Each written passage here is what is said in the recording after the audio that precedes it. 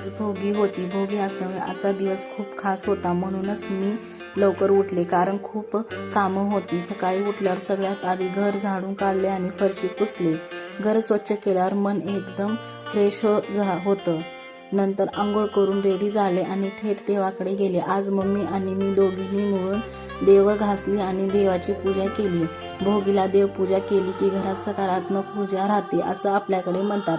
नंतर सुरू झाला खरा गडबडीचा भाग. स्वयंपाकाची तयारी करायला घेतली. आज खास भोगीसाठी भजी, भाकर, तिळीच्या वड्या आणि कोंदीची भाकर बनवली होती. सगळा पारंपरिक स्वयंपाक बनवला.